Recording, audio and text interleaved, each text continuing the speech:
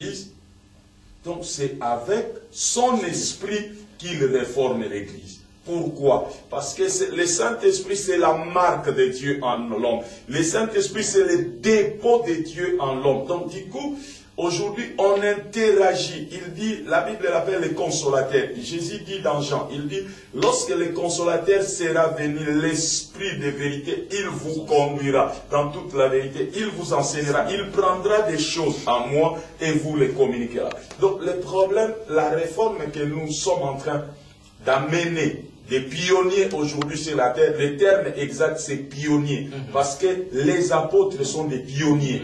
Ce sont des gens qui effrayent les chemins, qui tracent les voies. Voilà pourquoi aujourd'hui j'aimerais interpeller l'Église concernant les faux apôtres. Parce que on n'est pas apôtre parce qu'on porte les titres.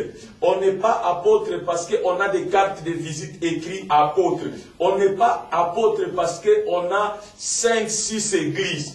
Parce qu'il y avait des apôtres dans la Bible qui n'ont pas bâti des églises. On n'est pas apôtre parce qu'on voyage. Jacques était à Jérusalem, il ne voyageait pas. On n'est pas apôtre parce qu'on est ancien dans le ministère. Parce qu'on voit des apôtres qui étaient jeunes. Donc, on est apôtre parce qu'on a reçu un mandat de pionnier quelque chose pour Dieu. Et être un apôtre, en fait, ce n'est pas un titre, c'est un mandat. Tout à fait. Un apôtre, c'est un mandat. Alors aujourd'hui, Dieu est en train de libérer la grâce, la mentalité et l'esprit des apôtres. Parce que les apôtres sont des sages architectes. 1 Corinthiens chapitre 3, verset 10. Paul dit, comme un sage architecte, j'ai posé les fondements et un autre vient bâtir dessus. Donc les apôtres ont, dans l'apostolat, il y a deux dimensions qui est attachées, c'est la sagesse et l'architecture. Alors la sagesse c'est quoi? La sagesse c'est l'ami de Dieu. La Bible dit dans les Proverbes, lorsque Dieu était en train de créer, la sagesse était avec lui. Et la sagesse est définie aujourd'hui comme la capacité à bâtir tous les domaines de la vie. La sagesse de l'Église aujourd'hui, ce n'est qu'une sagesse qui concerne les 4 murs de l'Église. Quand les chrétiens sortent de l'Église, ils ne comprennent pas les maths, ils ne comprennent pas la chimie, ils ne comprennent pas la géographie, ils ne comprennent pas la géopolitique. La sagesse de l'Église, non. On dit Daniel était 10 fois plus sage. Si Daniel revenait aujourd'hui, il fouillerait nos églises. Parce que Daniel était 10 fois plus sage que les sages de Babylone. Il connaissait la science, il connaissait la philosophie, il connaissait la chimie, la biologie, la botanique. Il connaissait toutes ces choses-là. Donc, le problème que nous avons, on dit, les apôtres maintenant viennent ramener cette dimension à l'église, ou bâtir une église qui est spirituelle et intelligente. Pas une église spirituelle, mais fou. Non, on bâtit une église spirituelle où les gens sont spirituellement établis, moralement ok. Les gens qui savent comment éduquer les enfants, comment élever les femmes, comment vivre dans la société, comment gérer les postes de responsabilité. Donc c'est ça la sagesse, la capacité. Et puis il y a la dimension de l'architecture. L'architecture, les architectes sont ceux qui voient des bâtiments dans des terrains vides. Un architecte peut venir ici, vous voyez un terrain, mais lui, il vous voit un bâtiment et il vous le dessine en 2 jours et il vous fait une maquette. Donc, un apôtre, lorsqu'il entre dans un système, lorsqu'il entre dans un village, lorsqu'il entre dans une société, il peut vous identifier les problèmes de la société et rapidement vous donner les solutions pour essayer. Donc, c'est vraiment dans ce sens-là. Et tout ça, c'est pas le Saint-Esprit. Parce que normalement, le livre qu'on appelle les actes des apôtres devait être appelé les actes du Saint-Esprit. Parce que c'est le Saint-Esprit qui était en train d'accompagner les apôtres. Parce qu'on dit, vous recevrez une puissance.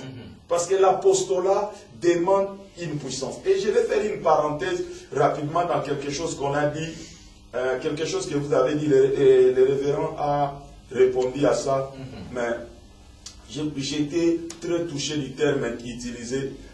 Le révérend ne l'a pas abordé, je vais l'aborder un peu. Vous avez parlé des serviteurs de Dieu ou un de Dieu, et qui ne sont pas des points. Qui ne sont pas des points, et qui sont les serviteurs, les hommes du diable. bien-aimés, regardez. Lorsque vous lisez le psaume 133, la Bible dit, il est doux et agréable aux frères de demeurer ensemble. Et c'est là où Dieu déverse la bénédiction, la vie pour l'éternité. C'est comme l'huile qu'on a versée sur la tête d'Aaron. À moins que vous soyez dans une église où le serviteur de Dieu est mort, parce qu'un cadavre est frais. Parce que si les frais, lorsqu'on déverse l'huile sur la tête, l'huile là ne va pas couler, il va rester, sur ta tête. Mais les mêmes huiles que l'homme de Dieu reçoit, c'est les mêmes huiles que le peuple reçoit. Parce qu'on dit, ça descend de la tête à la barbe, et ça, donc cela veut dire que normalement, c'est quoi l'onction? L'onction, c'est devenu une problématique, un grand mystère. En fait, c'est quoi l'onction? L'onction, c'est la capacité pour les services. Donc, en tant qu'un père, pour l'éducation de mes enfants, j'ai besoin de l'onction.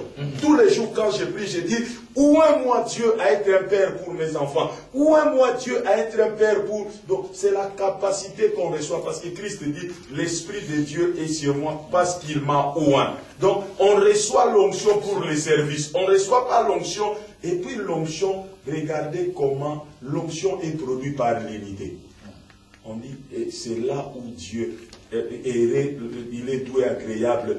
Lorsque tu regardes comment dans l'Ancien Testament on faisait l'huile d'onction, on prenait plusieurs épices. Chacun avec sa faculté et sa nature, on les mélangeait, on les broyait et ça donnait l'huile d'onction. Donc, mais dès qu'ils sont broyés les épices, on ne trouvait plus la différence. Donc c'est le mixage, c'est l'unité. Hier, quand le pasteur était dans l'église, il y avait 2 ou 3 personnes, il n'y avait pas trop de membres, il disait, là où 2 ou 3 sont assemblés à mon nom, je suis au milieu d'eux pour se consoler. Mais aujourd'hui, on a compris que ça, cet assemblage-là, cette relation-là, ce n'est pas une relation physique. Quand on dit là où 2 ou 3 sont assemblés, mais ils sont déjà assemblés. Quand ils sont 2 ou 3, ils sont déjà... Mais on parle des jointures du cœur. Comment les gens sont attachés. Parce que la force de l'église, c'est l'unité. Comment le cœur des gens... Ce qui permet à Dieu d'être au milieu de nous, c'est ça. Et puis, le problème que vous avez dit de 1000 euros, 2000 euros pour une prière spéciale, c'est la vente des indulgences que les catholiques prêchaient entre le 3e et le 15e siècle. C'est ça qui est revenu encore. C'est ce qui est revenu sous une autre forme. Sous une autre forme. Donc, c'est la vente des indulgences où on disait, lorsque ton argent est mis dans le panier, tes péchés sont pardonnés. Mais donc, lorsque vous regardez aujourd'hui, c'est les mêmes choses que les protestants ont combattu. Par exemple, les trucs des archibishops, les bishops, Martin Luther et nos pères européens, à cette époque, ils ont dit, revenons à l'écriture, celle à l'écriture. Un homme de Dieu qui prie, demandant l'argent pour la prière, peut-être que je vais choquer les gens, c'est un escroc, c'est une pourriture.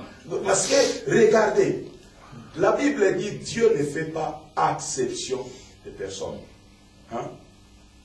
Ça peut être une fois que Dieu veut bénir quelqu'un et il demande quelque chose. Mais on ne doit pas en faire toute une technologie dans l'église. Parce qu'on est en train de frustrer les gens. Les gens donnent aujourd'hui, Dieu ne bénit pas. Les gens donnent demain, Dieu ne bénit pas. Les gens donnent après, c'est depuis des années qu'on est en train de donner et puis voyons les bénir. Les gens font quoi? Nous donnons, mais Dieu lui ne fait rien pour nous. Non, mais c'est là maintenant les mêmes hommes de Dieu qui mentent au peuple que Dieu bénira par là. Quand vous lui dites, mais nous donnons, Dieu ne bénit pas, il vous dit, vous vivez dans les péchés, vous ne comprenez pas, donnez encore plus, vous n'avez pas la foi, vous n'avez pas... Non, quand on dit donner, il vous sera donné, on ne parle pas de la foi. On dit donner, il vous sera donné. Donc, c'est un principe de tricherie, c'est un principe d'escroquerie où on veut prendre, on dit, on veut prendre aux gens même le peu qu'il leur reste. Moi, j'ai vu des gens à qui on a dépouillé. J'ai vu des gens à qui on a dépouillé. En fin de compte, ils étaient fatigués. Ils sont restés à la maison. Pourquoi? Parce qu'ils n'avaient plus quoi donner. Parce que j'ai donné. Vous m'avez tout pris. Comme je n'ai plus rien à donner, je reste à la maison.